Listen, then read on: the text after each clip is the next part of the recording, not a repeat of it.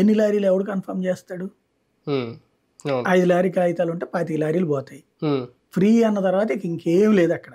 ఉమ్, రాష్ట్రానికి వచ్చేదానికి దానికి తేడా.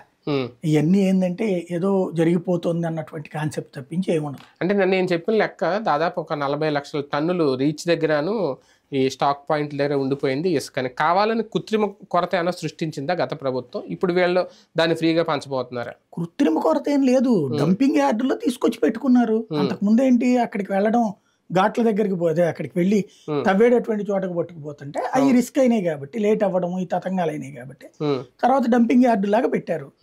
ఈలో ప్రభుత్వం మారింది కాబట్టి వీళ్ళు అమ్ముకుంటామంటున్నారు. అంత మించి ఏం లేదు. డంపింగ్ యార్డులు ఇప్పుడు కూడా పెట్టమని చెప్పారు కదా చంద్రబాబు గారు. డంపింగ్ యార్డులు పెట్టి అక్కడ ఇసుక పోసి అక్కడి నుంచి తీసుకుపోయేటట్టు. ఒక రకంగా ఇసుక ద్వారా ఆదాయార్జన అనేది ప్రభుత్వానికి జరుగుద్దా ఇలా చేస్తే? ఇంకేముండదు, ఓన్లీ స్థానిక సంస్థలకి మాత్రమే ఓ 50 రూపాయలు వస్తుంది. 58 రూపాయలు 50 రూపాయలు స్థానిక సంస్థలకి, పొల్యూషన్ కంట్రోల్ బోర్డు వాళ్ళకి ఎంత అని అట్లా ఏయో పెట్టారు లెక్క. 3-4 వ్యవస్థలకి దాంట్లో వాళ్ళ వరకే వెళ్తుంది. ఇప్పుడు ఫ్రీ అంటే ఏం లేదు. కాకపోతే దీనివల్ల మంచి ఒకటి ఏంటంటే బిల్డర్లకి బెనిఫిట్. బేసిక్గా బిల్డర్లకి ఒక ఇంటికి నిర్మాణానికి ఇసుకకి అయ్యే ఖర్చు మినిమం 5 లక్షల దాకా అయ్యింది జగన్ హయాంలో. ఇప్పుడు 1-1.5 లక్షల్లో అయిపోవచ్చు.